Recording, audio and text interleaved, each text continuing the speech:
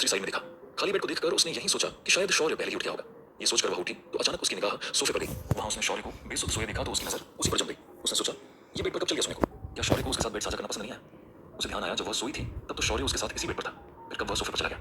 उसे यह सोचकर बुरा भी लगा कि शौर्य को उसके साथ बेड को साझा करना अच्छा नहीं लगा होगा। तभी वह सोफे पर चला गया। उसका मन उदास सा हो गया। अभी शिप्रा बेड पर बैठी यही सोच रही थी कि तभी उसने दरवाजे पर हल्की दस्तक सुनी। उसकी निगाह दरवाजे की तरफ घूम गई। उसने सोचा, इतनी सुबह कौन आ गया? उसे एक पल को घबराहट भी हुई कि किसी को पता चल गया कि वह और शौर्य रात में एक कमरे में ही सोए थे तो वह क्या जवाब देगी। दरवाजे पर दोबारा दस्तक हुई पर शौर्य पर इसका कोई प्रभाव नहीं पड़ा। वह ऐसे ही बेसुध सोया रहा। मजबूरन शिप्रा को उठना पड़ा। उसने अपना पहना हुआ गाउन ठीक किया और दरवाजे की तरफ बढ़ी। उसने खुद को हिम्मत दिया, अगर किसी ने पूछ भी लिया कि वह शौर्य के कमरे में क्या कर रही है तो इसमें छुपाने वाली क्या बात है। इसी बहाने वह अपनी रिलेशन को भी पब्लिक कर देगी। यह सोचकर उसने अच्छा महसूस किया। वह दरवाजे पर पहुंची और दरवाजा खोलने से पहले उसने की होल से झांक कर बाहर देखा तो उसे सामने मेघना दिखाई दी।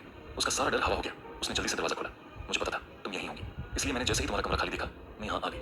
मेघना कमरे के अंदर आती हुई बोली। शिप्रा ने फिर से दरवाजा बंद कर लिया। मेघना का ध्यान सोफे पर सोए शौर्य पर पड़ी। तो तुमने बेचारे को सोफे पर सुला दिया? क्या यह सारी रात सोया नहीं है जो अभी तक ऐसे घोड़े बेचकर सो रहा है?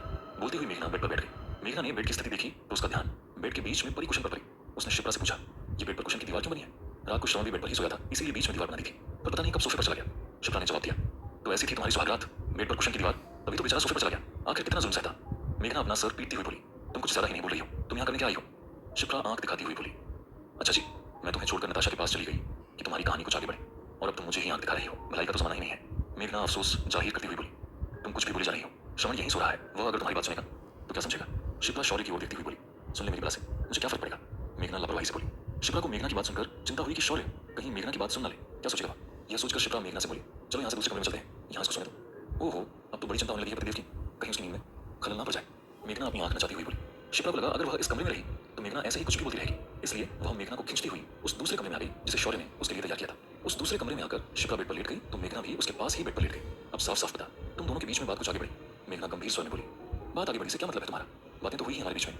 शिप्रा मासूमियत से बोली, अरे मैं ऐसी वैसी बात के बारे में नहीं पूछ रही, तुम्हारी पसंद नापसंद को लेकर बात कुछ आगे बढ़ी या नहीं उसके बारे में पूछ रही हूँ। मेघना अपनी बात स्पष्ट करती हुई बोली, तुम्हारी सोच कुछ ज्यादा ही लंबी उड़ान नहीं उड़ रही है। ये इतना आसान नहीं है कि तुमने कहा और हम जादू की जोर से एक दूसरे के करीब आ जाएंगे। शिप्रा मेघना को झलकती हुई बोली, तुम्हारा कुछ नहीं हो सकता, तुम कुत्ते की तुम हो, इतने समय भी नली में रख लो, टेढ़ी की टेढ़ी ही रहोगी। अब तो मैं भी चाहती हूँ कि तुम अपने दादाजी की बात मानकर शौर्य को तलाक दे ही दो। मेघना चिढ़कर बोली, तुमको ज्यादा मेरी फिक्र करने की कोई जरूरत नहीं है, मैं खुद देख लूंगी कि मुझे श्रवण के साथ अपने रिश्ते को कैसे आगे बढ़ाना है।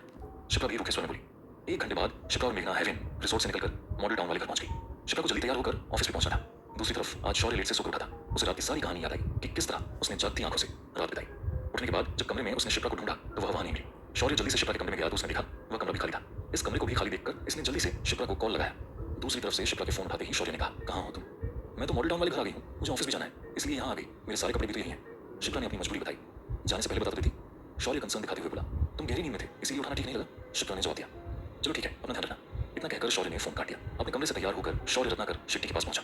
रत्नाकर शेट्टी समय का पाबंद आदमी था। उसने शूटिंग स्टार्ट कर दिया था। अगले 3 दिन तक शूट का काम चलता रहा। मेनका के कॉस्मेटिक आइटम की शूटिंग भी साथ में ही पूरा हुआ। इस दौरान मेघना और शिप्रा शाम को हेवन रिसोर्ट आ जाती थी और यहीं एंजॉय करती थी। लास्ट के 2 दिन तो मेघना भी यूनिट के साथ ही रही थी क्योंकि इन 2 दिनों में उसके ही कॉस्मेटिक आइटम की शूटिंग हुई थी। शूटिंग कंप्लीट होने के बाद मेघना अपने घर को चली गई थी। शिप्रा भी अपने काम में व्यस्त हो गई थी। अब बहुत हद तक फेवरेट ट्रेंड पर शिप्रा का कंट्रोल भी हो गया था। उसने अपने हिसाब से कुछ चीजें चेंज भी की थी। दूसरी तरफ शिप्रा ने यूरोपीय कंट्री में वहां के टॉप के अपैरल ब्रांड को कांटेक्ट करना शुरू कर दिया। बांग्लादेश में कच्चे माल की आपूर्ति बंद होने के कारण कंपनी को जो घाटा हो रहा था उसको ध्यान में रखकर शिप्रा ने बिग बुल के साथ एक बड़ा एग्रीमेंट किया। शौर्य ने जिंक कलेक्शन के मैन्युफैक्चरिंग यूनिट को और भी विस्तार दे दिया था। ऑलरेडी जिंक कलेक्शन का प्रमोशनल एड बनकर तैयार था। शौर्य का प्लान लार्ज स्केल पर जिंक कलेक्शन के अपैरल को यूरोपीय कंट्री में एक्सपोर्ट करने का था। इसके लिए उसने जिंक कलेक्शन के एड को इंटरनेशनली प्रमोट करने का प्लान भी बनाया था। वह यह समझ रहा था कि जैसे ही जिंक कलेक्शन का एड होना शुरू होगा कंपनी के अपैरल का डिमांड भी एक बार में ही बढ़ जाएगी। इसीलिए उसके पास सफिशिएंट मात्रा में अपैरल तैयार होना जरूरी है, जिसके लिए शौर्य ने मैन्युफैक्चरिंग यूनिट को पहले ही विस्तार दे दिया था। दूसरी तरफ हर्षल मेहता ने दिनकर पोद्दार और भूषण के सहयोग से बसंत कुंज में अच्छा खासा जमीन अधिग्रहण कर लिया था। और इधर रत्नाकर शेट्टी भी एड का शूट कंप्लीट होने के बाद अब पूरी तरह से शौर्य के फिल्म निर्माण कंपनी के काम में लग गया था। कंपनी के रजिस्ट्रेशन के साथ ही उसने एक साथ 5 फिल्म के लिए स्टोरी तलाशने से लेकर गीत संगीत के लिए भी फ्रेश लोगों को ढूंढना शुरू कर दिया था। फिल्म के काम के संबंध में ही आज रत्नाकर शेट्टी ने शौर्य की मीटिंग मालिनी खुराना के साथ फिक्स की हुई थी। दरअसल कबीर शेखावत से विवाद के बाद उसके पिता रणधीर शेखावत ने इंडस्ट्रीज में नताशा और शौर्य के लिए एक अभियान चला दिया था कि उसके साथ कोई काम नहीं करेगा। रणधीर शेखावत ने सुधाकर खुराना के ऊपर भी ऐसा ही दबाव बनाया था, जिसके कारण सुधाकर खुराना के प्रेशर में मालिनी को अपने इस प्रोजेक्ट से पीछे हटना पड़ा। चूंकि स्टोरी की राइट मालिनी के पास था और रत्नाकर शेट्टी को भी यह स्टोरी बहुत पसंद था, इसीलिए वह चाहता था कि अगर मालिनी खुराना इस फिल्म पर आगे काम नहीं करती है तो कम से कम वह उस स्टोरी को उसके नाम कर दे ताकि वह उस पर काम कर सके। शौर्य समय पर होटल रीगल पहुंचा। रत्नाकर शेट्टी और मालिनी पहले ही वहां पहुंचे हुए थे। शौर्य मालिनी के सामने बैठते हुए बोला, गुड मॉर्निंग मिस।